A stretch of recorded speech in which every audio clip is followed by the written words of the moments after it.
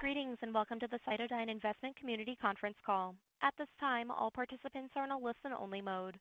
A question-and-answer session will follow the formal presentation. If anyone should require operator assistance during the conference, please press star zero on your telephone keypad. As a reminder, this conference is being recorded. It is now my pleasure to introduce your host, Michael Mulholland, Chief Financial Officer. Thank you, sir. You may begin. Thank you. Hello, everyone, and thank you for joining us today. This is Michael Mulholland, Chief Financial Officer of CytoDyn. Joining us on today's call is our President and CEO, Dr. Nader Pourhassan, and our Chief Medical Officer, Dr. Richard Pestel. Before we begin, it is essential that we provide you with important cautionary language related to certain federal securities laws. Our remarks during today's conference call will include forward-looking statements. Forward-looking statements are not guarantees of future performance and involve known and unknown risks and uncertainties and other factors that are difficult to predict. Actual results may be materially different from any future results expressed or implied by such forward-looking statements.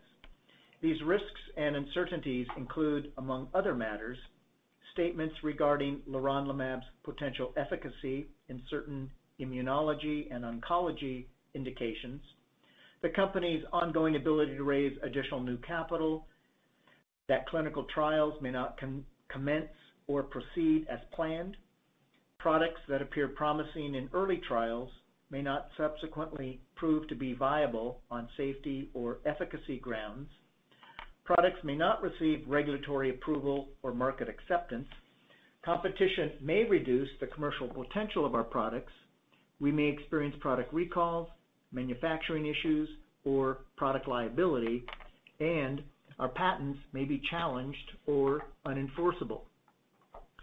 Although forward-looking statements help to provide complete information about the company, forward-looking statements may be less reliable than historical information.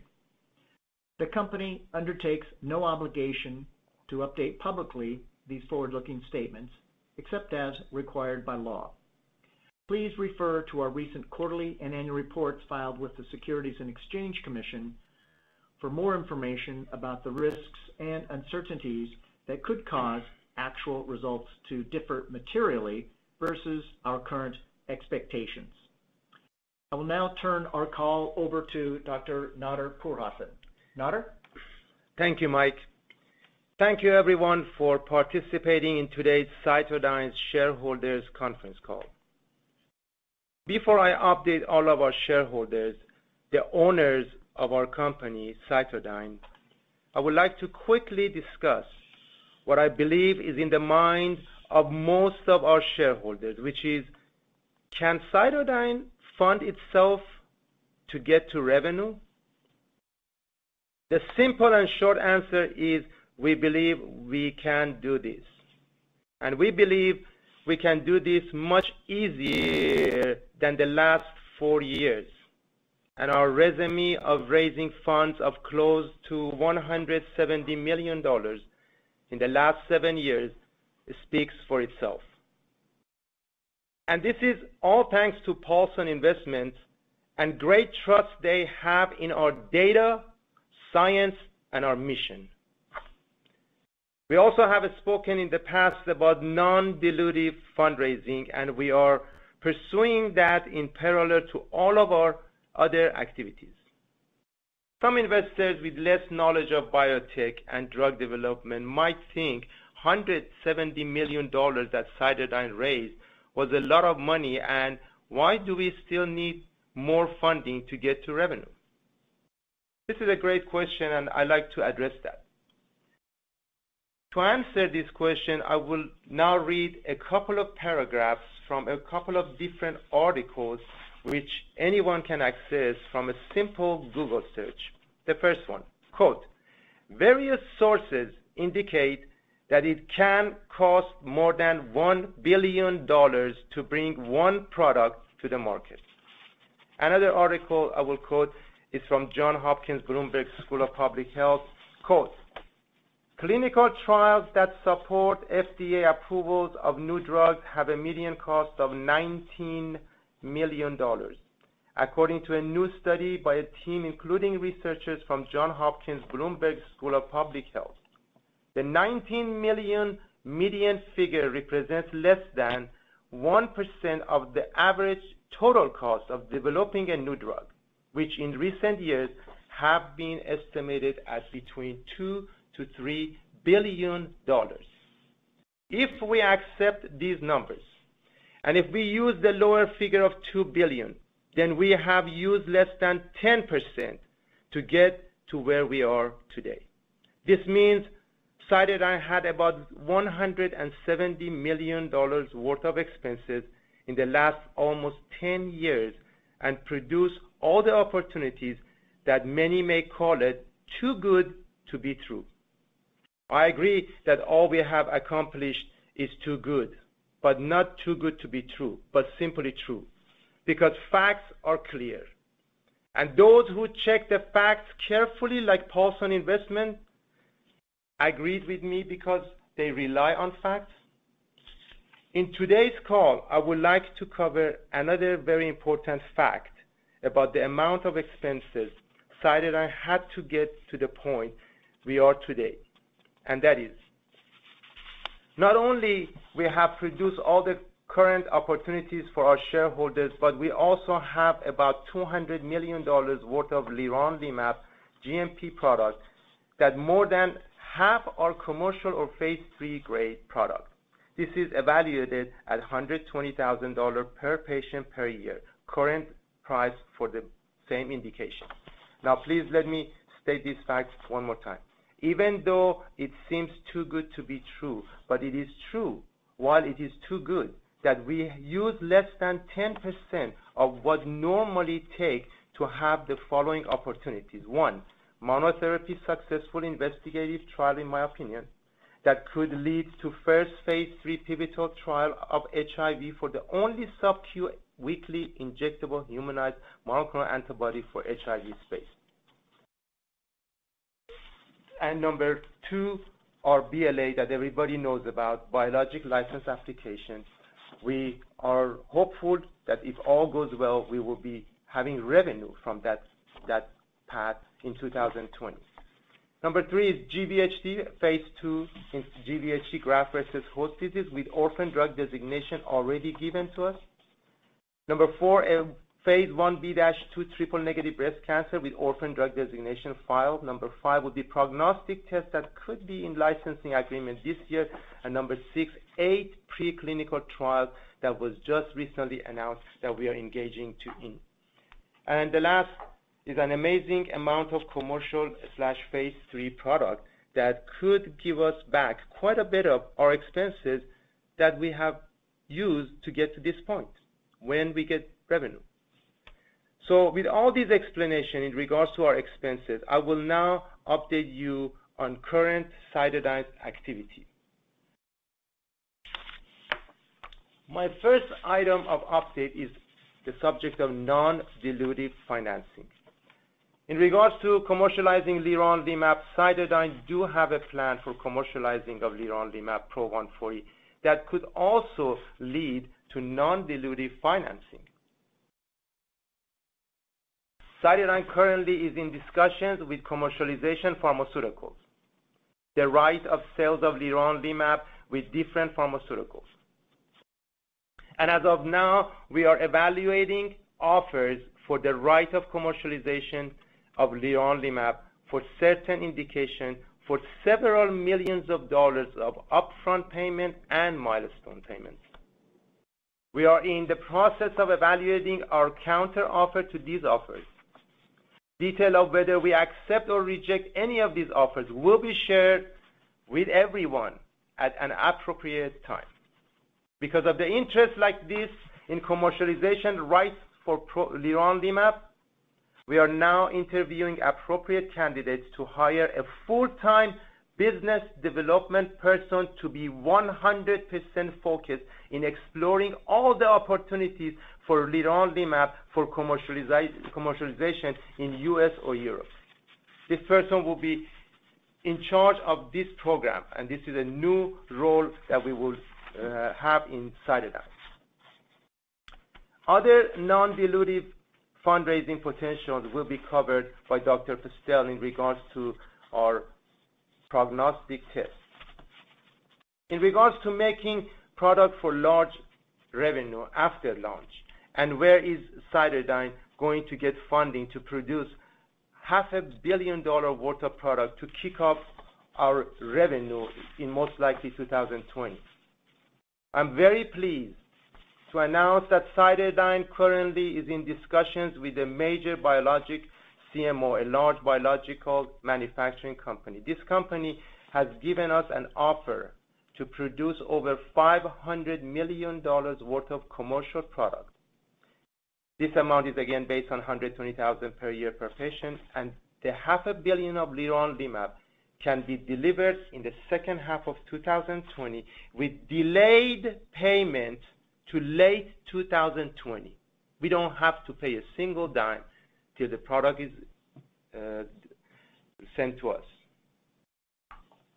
We like this deal and are in the process of signing the final agreement, and this should put an end to a speculation of how would CytoDyn supply the product to the market without having any funds for this purpose.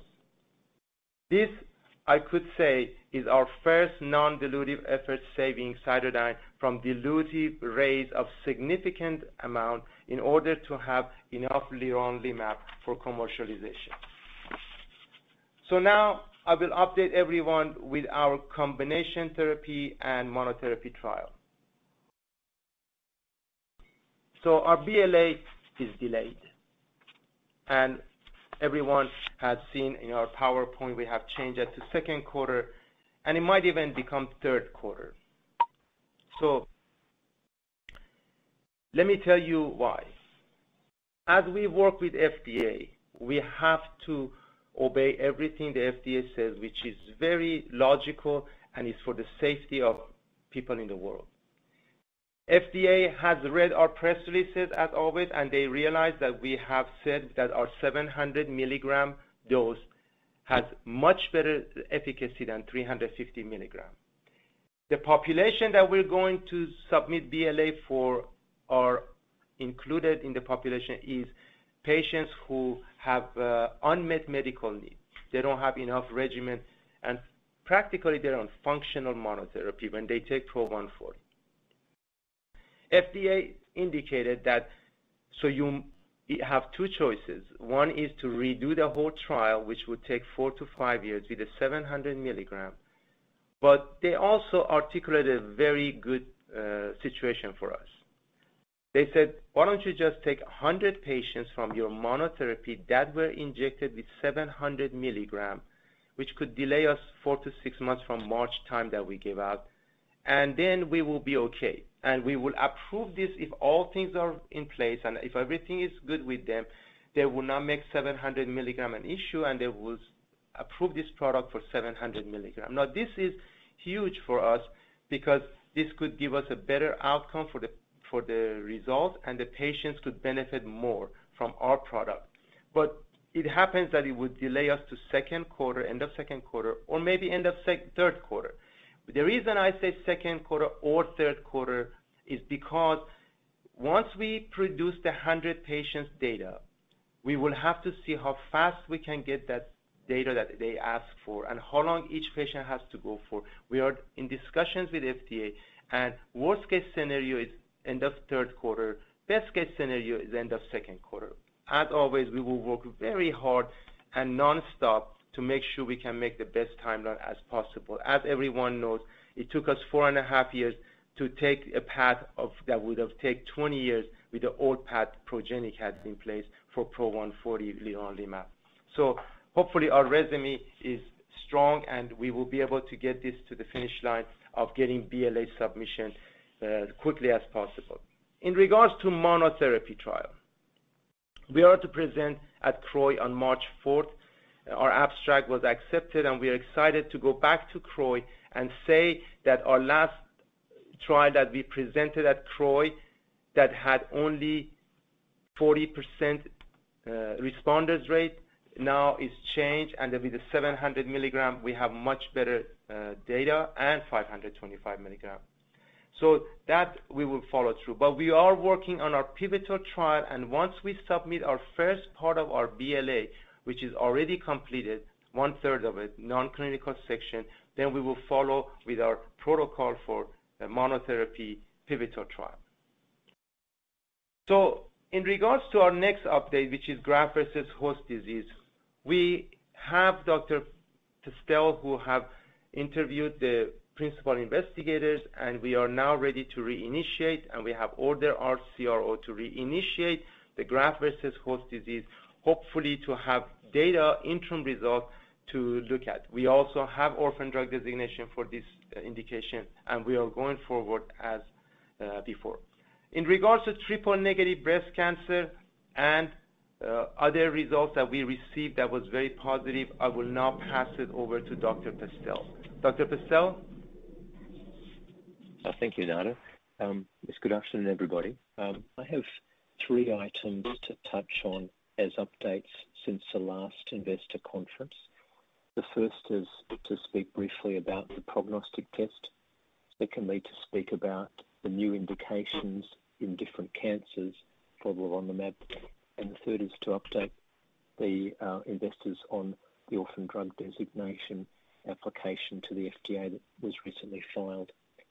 The prognostic test is a test that was acquired by CytoDyn, a technology which has a very high predictive value for determining the outcome of a patient's prostate cancer based on a gene signature and an algorithm.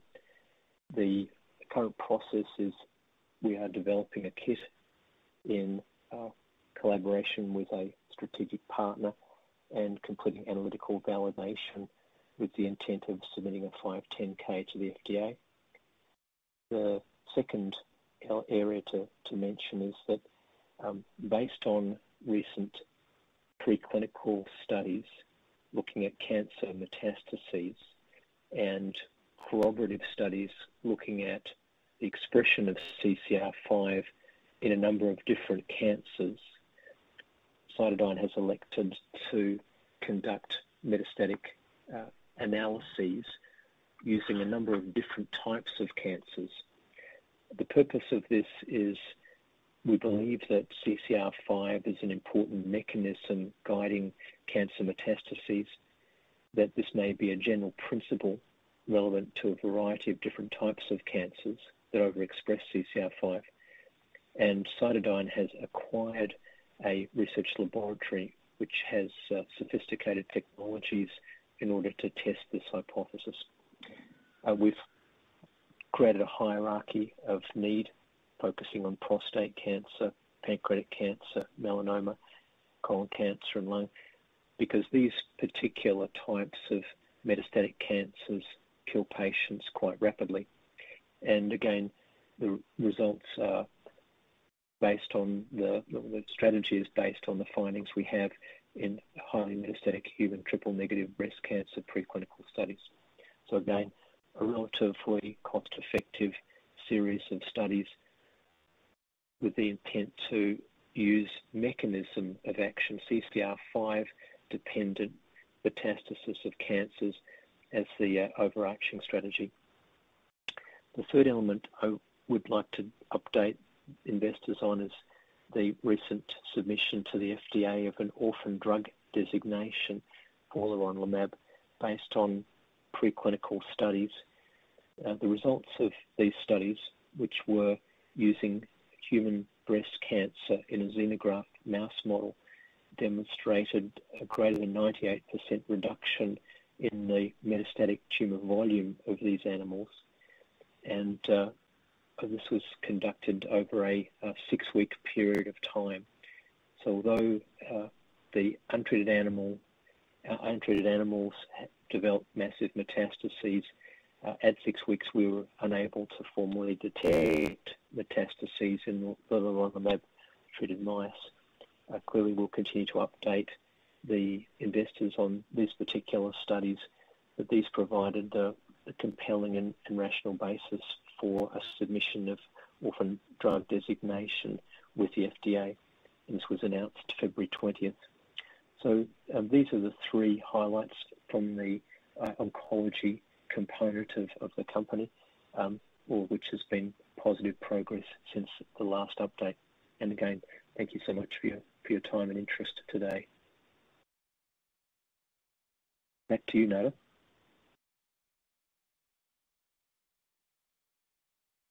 Hello. Thank you, Dr. Pastel. Operator, can you please go to question and answer?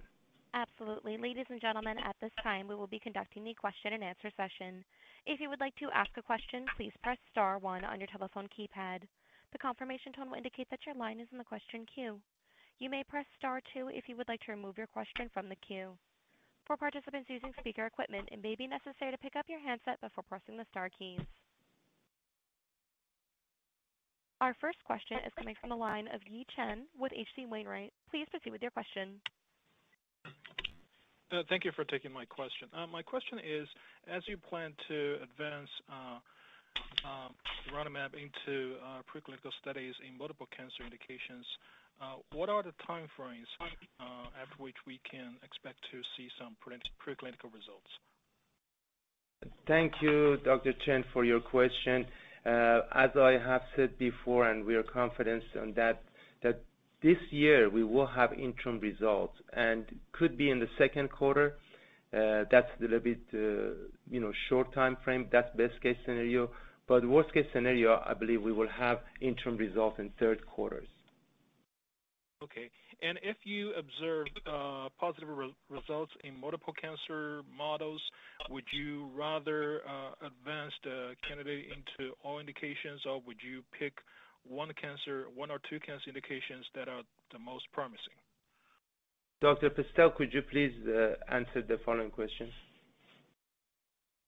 Yes, there has been an approval now on more than one occasion by the FDA of mechanism as the rationale for treatment. So in this case, the rationale would be cancer type agnostic CCR5 mechanism mediated cancer.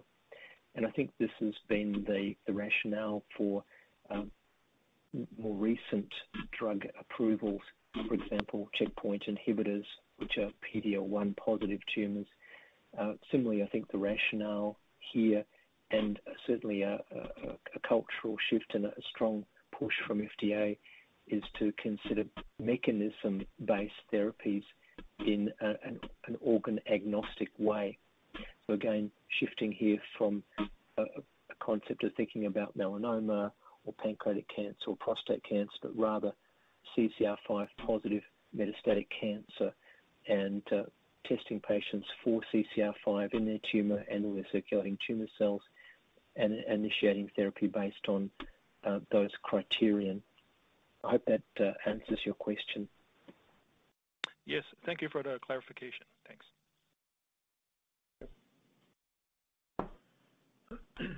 Thank you. Our next question is from the line of Chris McGuire, a private investor. Please proceed with your question. Yes, sir. Gentlemen, thank you all for taking my call. As you mentioned, financing through Paulson has been a pivotal component to the success of CytoDyn. And future financing is something that remains to be a big question mark. So I find it concerning, disconcerting, the recent pay raise that the executives have awarded themselves. How do you rationalize, how do you address to the shareholders that this was an appropriate measure to take for yourselves? Absolutely. Thank you for your question, and I'd be delighted to answer that. First, allow me to remind all our stockholders, everybody, that all compensation matters for senior management are handled by compensation committee of the board of directors, which is comprised solely of independent directors. Now, it was the compensation committee determination that management has achieved extraordinary milestones in recent months, specifically 6 months, for the long-term benefit of the company and its shareholders. These accomplishments I'd like to share with everyone. First, the completion of an all-stock acquisition of ProstaGene and its smooth transition into our company. We firmly believe this acquisition may potentially reshape and redefine CytoDyn's future. This acquisition brought to our company, first, one of the world's preeminent oncologists, Dr. Richard Pestel, who also served as our Chief Medical Officer and will also oversee lead all the cancer and other immunological indications for Leronlimab. Second one was a portfolio of intellectual property that provided protection in certain areas of science that is currently being explored by big pharmas. Next was a prognostic test in the prostate cancer area, which has the opportunity to provide a licensing opportunity. And the last was also, as announced last week, we now have our own laboratory facilities, which will enable our company to accelerate evaluating preclinical and cancer indication. Now, that's just for the acquisition of the ProstaGene. The next accomplishment was the initiation of phase 1B-2 human trial for triple-negative breast cancer, which is truly a significant milestone.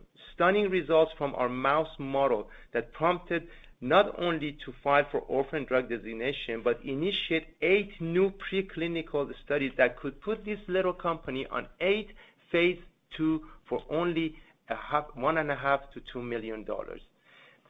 The next accomplishment was, since we announced our intention to acquire ProstaGene in late August 2018, we have raised approximately $40 million on terms which have saved the company approximately 40 million shares of dilution compared to the offering terms in the prior 18 months to that.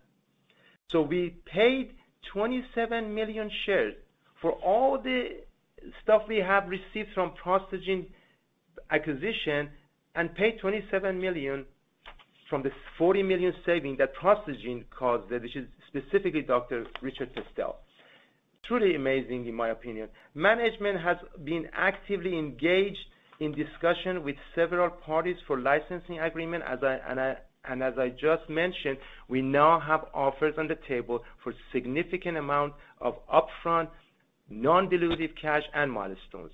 Now, we will send our counter offer, and the shareholders will know exact situation with these offers at the appropriate time. And then lastly, the management has made advancements in its preparation for commercialization post-anticipated approval. Now, before we thought we're going to need maybe $50, $60 million to make enough product for our 2020 revenue, hopefully potential, that we might have if we have approval. So now, having a situation where we were able to negotiate with a very large biological manufacturing to give us $500 million worth of product without any payments, that's what I call non-dilutive. That's what I call amazing accomplishment, and that's not me saying that. This is the compensation committee. They realized that this was extraordinary, and the amount of raise that was given is maybe few percentage, 5% of what we raised. So with what we raised, with what we save, it's amazing. I think encouraging the management to stay on the same track and continuously produce what we have was important to them, I assume, and they made that decision. Next question, please. Thank you. Our next question is from the line of David Callahan, a private investor. Please proceed with your question. Hi, Nader. Hi, David. As you know, I've been with the company since the very beginning, and That's right. wanted to thank you and your team for all the great progress you've done with the HIV and the cancer. But I have a question on an article that came out in Seeking Alpha, and if it's too good to be true, then it's probably too good to be true. Could you expound on that a little bit? Definitely, David, and thank you for being one of the original investors who helped me to be able to purchase Leronlimab, which we now enjoy all its benefits. Before I indicated that when I heard that there was a negative article about us about a few months ago, I wanted to read it. I want to know what is negative about this progress that we have made. And as I read it, I realized the facts were not correct. I reached out to the very honest author, who was a very good man in my opinion, to be able to look at the facts. And after he looks at the facts, he came back and retracted his writing and wrote another article after interviewing me and Dr. Pestel, and I was very pleased with that. But this article doesn't say the facts are different than what we're saying. They're just saying that the facts are too good to be true. And I believe that these are too good, but they are all true. And I'd like to mention a few of these. For example, our BLA submission that is ready to go, that's not fiction, that's a fact. We hit our primary endpoint. We are one of the 5,000, according to the website that say there's only 1 out of 5,000 make it. We are one of those.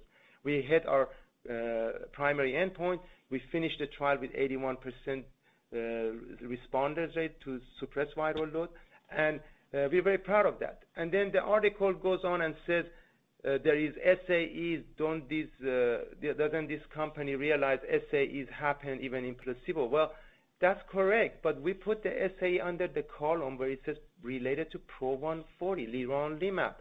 If a patient is in a clinical trial and God forbid they get hit by the car and break their leg, that's SAE. But it's not related to the drug. So when it's not related to the drug, then we call it, this product has 0 serious adverse event in the last 670 patients that were using it. So the person who says SAE, there has to be something. I want to make sure that we give that information. The next thing the article says, which I read it very carefully, says this company has negative $200 million in deficit, and I explained that very clearly. We're proud of how much money we were able to use and number of accomplishments, and I'd like to know if there's any other company who has come close to that milestone that we have achieved. And then the article also says, how are they going to commercialize this product? Is the Pro-140 going to commercialize itself? Well, as I said right now, there is many offers on the table that we're working. Ibalizumab, the last product that was humanized monoclonal antibody, got commercialized. They made a deal with another company and they sold. I mean, this is a very simple thing, but please, if you think it's too good to be true, my suggestion is check the facts. If the facts are we have BLA, then check the box. If there is a monotherapy trial successful where we believe it's successful and pivotal trial comes, check the box. If GVHD has received orphan drug designation and green light for a phase 2, check the box. And if triple-negative breast cancer is a new cancer world that we are entering with lots of good data, check the box. And if the data from mouse came that, hey, they suppress, the metastasis did not happen and is compared to Maraviroc and Vikivaroc in that study, and Maraviroc finishing that kind of study has already been used in human and eliminated cancer from some of the patients. This is stunning. And yes, it's too good, but it's also true. It's not too good to be true. And then they're saying that how they're going to get the product because of the finances. Well, we just explained $500 million worth of product is offered to us to be made by a very credible CMO, and we are very excited because the payments for it is deferred to the end of 2020. So thanks for your question, Dave. Next question, please. Thank you. Once again, ladies and gentlemen, to ask a question at this time, please press star 1 on your telephone keypad. Our next question is from the line of Shashank Upadhyay, a private investor. Please proceed with your question. Thank you. Thank you, Dr. Pourhassan and Dr. Pestel. It was a pleasure meeting you in person at NobleCon last month. I wanted to ask a question that I had asked there, and can you further clarify or describe some of the out-licensing activities that you might do, and specifically whether these partnerships that you're looking for are in specific fields of use, and whether the partners are already in these fields of use, so a transition, with Leronlimab might be easier, or is this going to be a field of use that is also new to the partner company? So that's a very good question. I appreciate that, Sean. It was great meeting you at the conference. We are working with few different commercialization companies. Few of them have told us that they are already in HIV and they are very happy to go to HIV the ones that haven't been in HIV. So that was no problem. But very soon we will put a PowerPoint, we will place a PowerPoint in our website for everyone to see the exact plan for commercialization. This is not a simple PowerPoint. It's very complex and very detailed. We are working right now with some very credible business development people who have done many deals in this field, and they can't wait to do deals for us. But the talk that we have with these folks, it is all about HIV, GVHD, cancer, and the potential for other cancers besides triple-negative breast cancer. And everything is on the table, and we are very happy that we see there are offers. There are people who say, hey, we are definitely understand this. There are very large pharmaceuticals that are coming to the table, and there are very large manufacturing companies that are saying that they're willing to risk and make all our product for us, even though we don't have approval yet, but they're willing to start that process for $500 million worth of products. So these are major things, I believe. Thank you for your question. Any other questions? Thank you. We have a few additional questions. Our next question is from the line of Greg Garner with Millennium. Please proceed with your question. Thank you for taking my question. Thanks for doing the webcast, gentlemen. A couple items just on the FDA wanting to extend the additional test, testing with 100 patients. Has that started already, or is it something you still need to start enrolling? I'm just wondering. No, Greg, that's a great question. Thank you for that. We have already started injecting patients with 700 milligram quite a bit of time before even the FDA asked for that data. So we are working on that very carefully. There is a timeline that they want these patients to pass certain points, and we are going to be negotiating with FDA. At this time, we're accepting everything FDA says, but hopefully in future, if we're able to get better timeline, then we can do it faster. But we do have some patients already with 700 milligram the data, and we are going to have a much firmer timeline and announce that at a given time. But right now, worst case scenario, end of third quarter, best case scenario, second quarter. That's all I can say. But I'm very, very thankful to the agency for not making us go and redo the whole trial with 700 milligram. That would have taken 4 to 5 years. Thank you. The next question. Thank you. Yep. The next question is from the line of Matt Salter, a private investor. Please proceed with your question. Yeah, good afternoon, Nader. Thanks for taking my call. I heard you talk about the fact we've got a situation where we can commercialize about $500 million of product. That would be actually the market value. What is the cost to produce $500 million worth of product? So the cost analysis comes out to be where our cost of good is very small, but usually companies don't talk about the cost of good because there are other costs involved. But I can tell you that we are very close to big pharma's cost of good at certain level with a certain conditions, which means we have to do a much bigger runs. Like for example, instead of doing a 2,000 liter runs, we need 15,000 liter runs. Obviously, when we are doing deal with a big manufacturing company, they are going to do that at a much higher scale. We want to have pre-filled syringe, which that will save us 20-30% of the cost because you don't have to have waste in each vial. So there are many things that worked with. We are very confident that our cost is aligned with other HIV products, but I'm just not going to be able to give you exact cost of good. I do know what is exact cost of good, and I'm very proud of it, but it is, for your comfort, it is in line with other pharmaceutical HIV products. Okay, I can definitely understand that and respect that. There was some talk of possibly having a patch instead of a syringe. Is that something that was just maybe a rumor, or has there been any talks about that? Absolutely nothing, because we have approval for certain path and we have approval to do phase 3 with certain things. We finished phase 3. Now that phase 3, however we did that, that's the one that's going to be looked at by FDA to give us approval. And the the label would be exactly what was on the protocol for phase 3. So no patches will be looked at this time for us. We're just going to go straight with the sub-Q, which we believe most of the patients, or maybe all of them, have told us that they did not have problem with the pain. Okay, well, thank you. Another question on the financing. Paulson has definitely been a good friend, and we've raised a tremendous amount of money through Paulson, no question about it. And obviously, if we can go the non-dilutive route, that's going to be something that would be quite positive for the share price, because it seems like the share price is really tied to these raises. And I think one thing from a shareholder standpoint is that, many of us invested at higher terms than what we're now raising money at, which is difficult, but it is part of the landscape.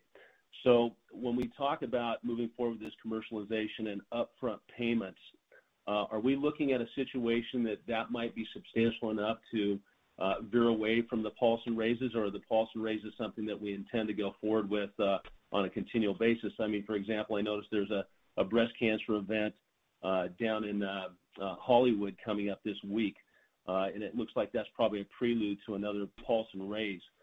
Where are we at with this in terms of where you think we're going to go with the future of financing? I mean, obviously you don't know for sure, but is the plan to try to veer away from that with the commercialization and the upfront payments, or am I off base there? No, that's a great question, and let me answer. There was several parts to it. First of all, in regards to how much we need to get to revenue, that number is not gigantic. That's just a percentage of what we already raised, and Mike Mulholland can weigh in on that at the later time perhaps. But you also said that if we do commercialization deal with a commercialization pharmaceutical, that would be non-dilutive. Would it be enough? We're not in liberty of talking about that at this time because of the CDAs we have signed.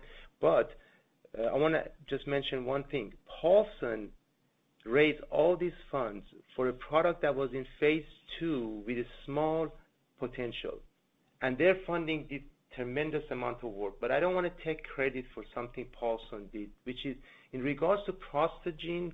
Paulson has been our partner. They have done all of these things that we are enjoying from ProstaGene because of Paulson telling us this is the path that would help everybody. And the senior management at Paulson have been shoulder to shoulder working with us and helping and guiding us. So I want to make sure everybody gets that, because a lot of people think, oh, Paulson is raising funds and blah, blah.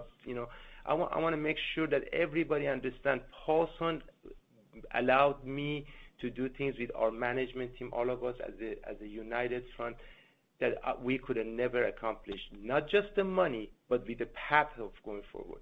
So with that, I can tell you that Paulson, they want us to raise less money. They don't want us to raise money. They don't want us to go and raise another funding. They are telling us it's time to stop raising funds and try to materialize one of these deals. They're helping us with these deals even. So we can go forward without raising funds because they want the shareholders that came through them to have maximum benefit. And we're working together, and we look forward to put out some news that would give you more clarity about what I'm saying. Thank you. Okay, so to be clear, I appreciate that. So to be clear, the Paulson is actually saying, you know what, look, we've come a long ways. If we can find ways to raise funds non-dilutive, we would encourage that. Because is that what I'm hearing from you? Is that absolutely, absolutely, yes, absolutely. Okay. Because one of the most difficult parts of this investment is the tying of these raises to the share price. It seems like whatever news comes out, no matter how positive it is, it's basically the rinse and repeat deal to where we're going to buy the shares, but we're going to go ahead and sell them in favor of the warrants, and this cycle continues.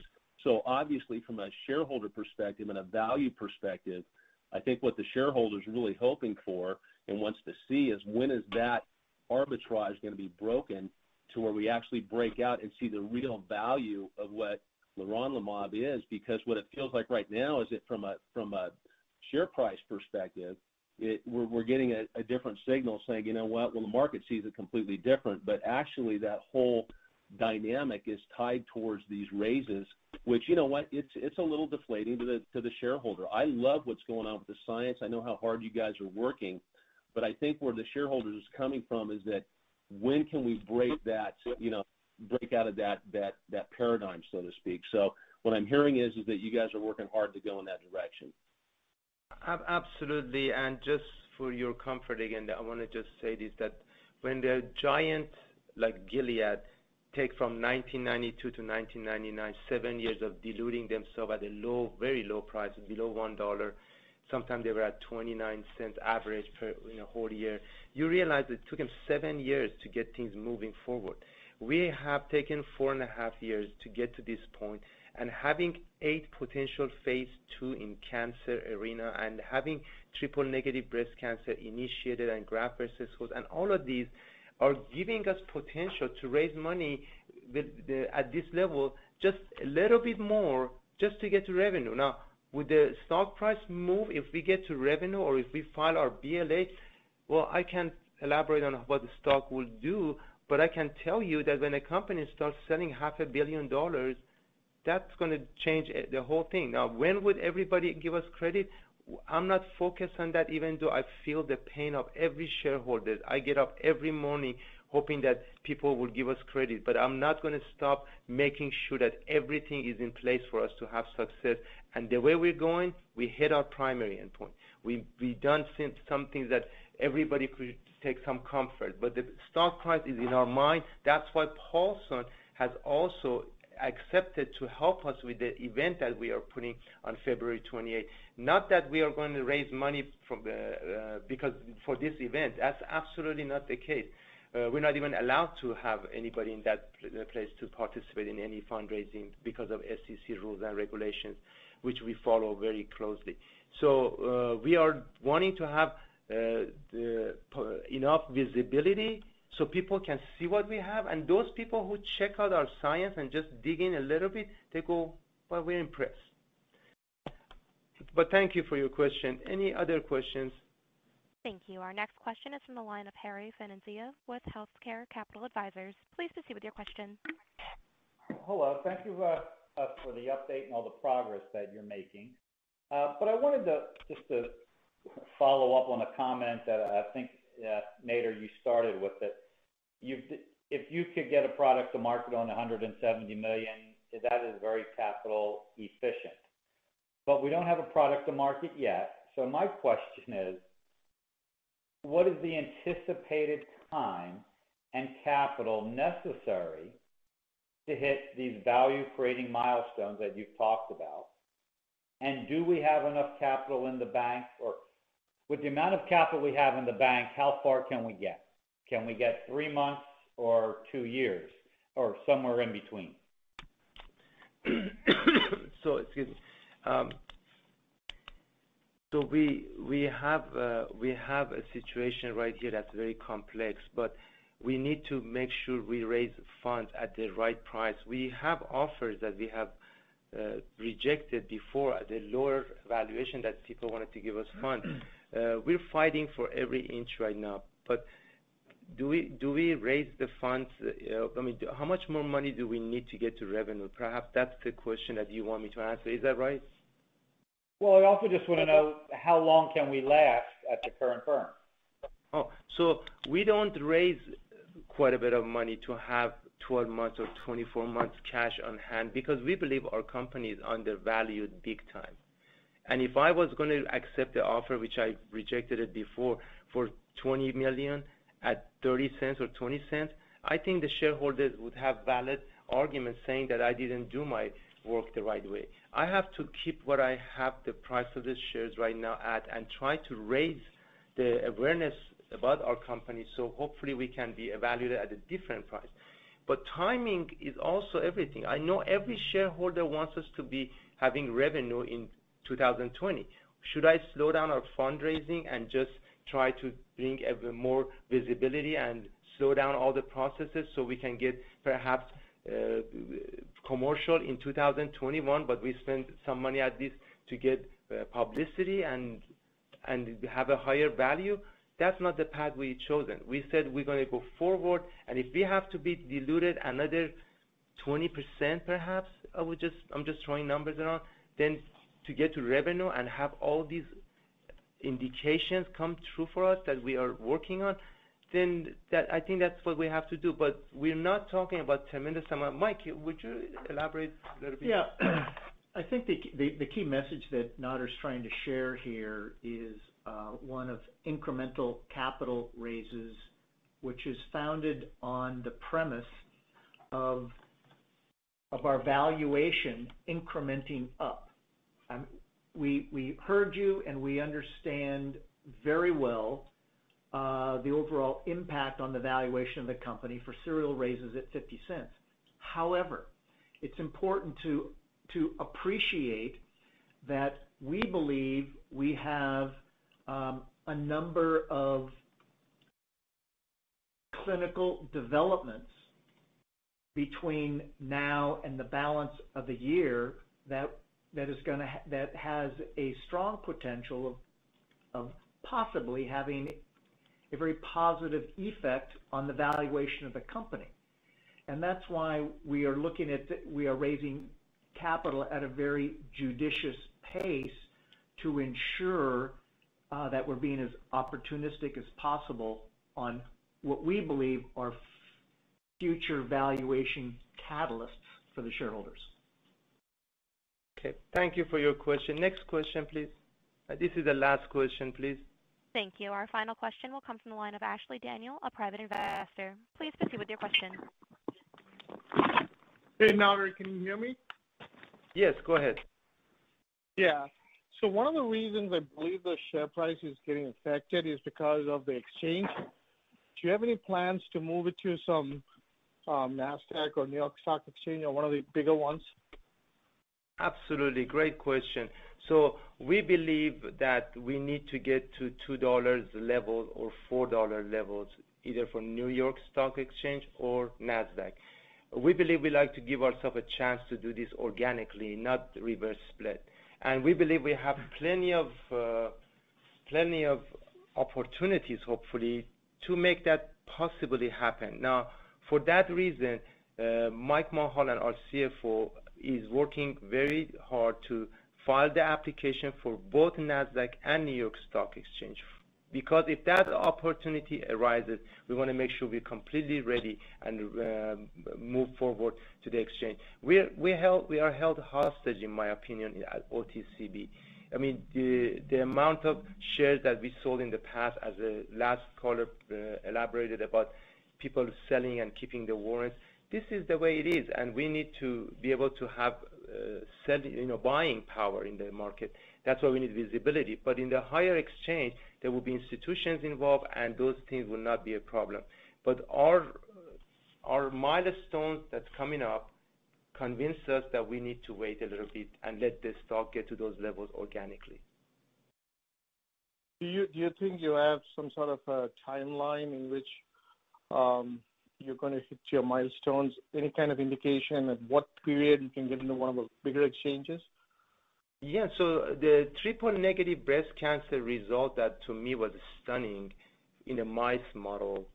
And if Maraviroc did the same mice model, and then it was great, and then went right to human trial in Germany, and in German group showed that some of the patients had metastasis, cancer metastasis disappeared. To me, if we're able to do that kind of thing and have interim results that strong, I think this is a milestone that will really be interesting to us. In regards to graft versus host disease, we reinitiated to hope to see that elimination of graft versus host in the mice model. Would that pan out to be the same way in the human model? We will find with human studies.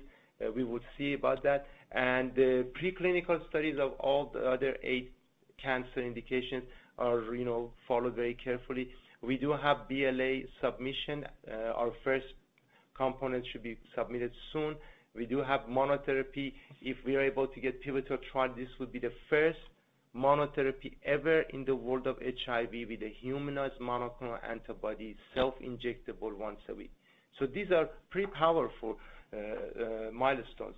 So let us get there, and we want to hopefully get there before second quarter on some of them and before third quarter on the others. So that's what the milestone and timeline we're working with. Right, and the final question to Dr. Pestel.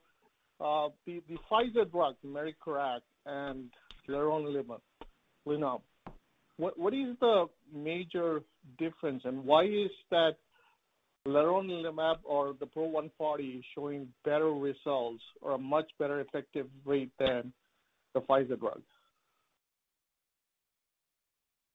Well, I think Dr. that yes, I hope you can hear me. Yes, go ahead. I think that yes, so there's not been a direct head-to-head comparison in patients of these different therapies. The way I'd characterize it is that we have preclinical data using specific doses, and I can only say that based on the doses that we used in the preclinical studies, we've been able to see a more sustained suppression of the metastatic phenotype. So there are a number of different variables that could be responsible for this, including the dose of the therapy and bioavailability and other issues that we don't fully understand. But I'd say that it has not been my intention to imply that one is a superior technology than the other. This has certainly not been exhaustively examined by any stretch. We can only refer to a single study that we've conducted, a preclinical study, and I think that there's enormous opportunities. The important point to take home really is the principle that in the case of CCR5, it plays an absolutely important role in cancer metastases, and that small molecule inhibitors of CCR5 and a humanized monoclonal antibody have demonstrated substantial efficacy in these preclinical studies, again, mirroring xenograft model of human cancer. So I would again emphasize that none of my comments were or should be construed to state that we've in any way compared these directly, nor have we determined whether or not they would have similar or superior efficacy in clinical studies, because those clinical studies have not been conducted. Rather, I'd say this is a message of that there's profound opportunity in the CCR5 cancer metastasis space. I hope that's a helpful answer to the question. Of course. Thank you, Dr. Thanks, guys.